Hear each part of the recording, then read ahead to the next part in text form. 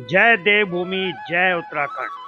और यूं ही नहीं उत्तराखंड को देवभूमि कहा जाता, क्योंकि यहाँ कण कण में देव बसते हैं और यहाँ की प्रकृति, यहाँ की संस्कृति आपको अपनी ओर आकर्षित करती है। चार धाम यात्राओं के दौरान कई ऐसी जगह हमारा जाना हुआ, जहाँ हमने वहाँ की लोक संस्कृति से लेके पारंपरिक वाद्य यंत्रों के अलावा वहाँ देवी देवताओं के जो मंदिर देखे हैं।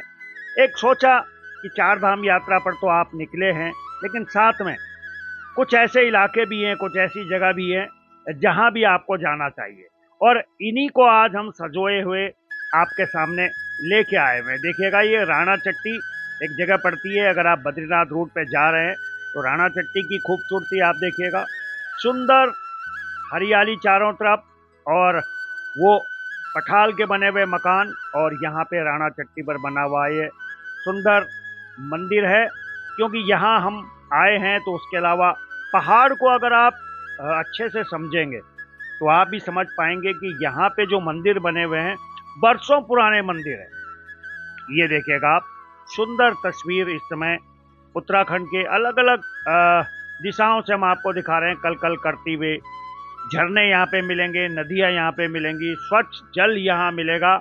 और सबसे अच्छी बात है कि यहाँ अतिथि देवो भव की वो परंपरा आपको मिलेगी, जो कहती है कि आइए कुछ दिन तो बिताइए हमारे उत्तराखंड में। तो ऐसे ही कुछ चीज़ों का संकलन करके आज मैं आपके बीच में आया हूँ, क्योंकि चार धाम यात्रा मार्गों पर अलग अलग जगह पर हम पहुँचे हैं, तो अलग अलग जगह से कुछ तस्वीरें हमारे कैमरे ने जो कैद करी हैं वो आपको दिखाने की कोशिश कर रहे हैं। और अगर आप भी चार धाम यात्रा मार्ग पर हैं तो बहुत सारी की ऐसी जगह आपको मिलेंगी, बहुत सारी के ऐसे चलचित्र या चित्र आपको देखने को मिलेंगे जो आपको अपनी ओर आकर्षित करेंगे। और उन्हीं में से बद्रीनाथ मार्ग का ये दृश्य मैं आपको दिखा रहा हूँ। ये एक जगह यहाँ पे पड़ती है, हालांकि जगह का नाम मुझे पता नहीं है, लेकिन यहाँ पर अगर आप खड़े होते हैं, ये देखिएगा, मैं यहाँ आया हूँ, किसी ने मुझे बताया है कि भाई साहब आप यहाँ पे 2 मिनट के लिए खड़े होके दिखाइएगा।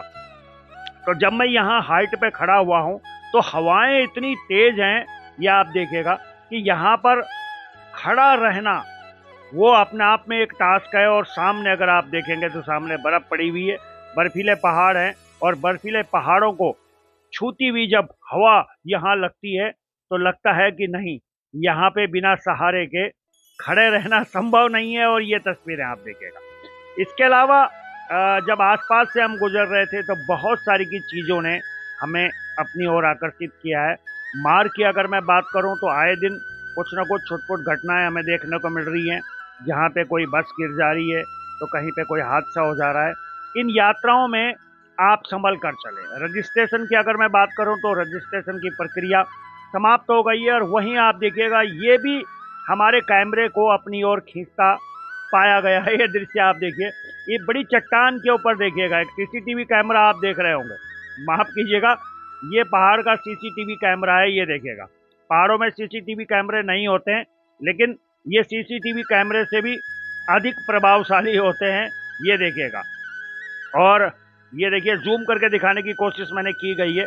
आगे चलते चले तो आगे मुझे एक बोर्ड दिखा, जिसको मैंने उठाने की कोशिश तो करी, मैं इसके करीब तो पहुंचा कि शायद मैं इसको सीधा कर पाऊंगा।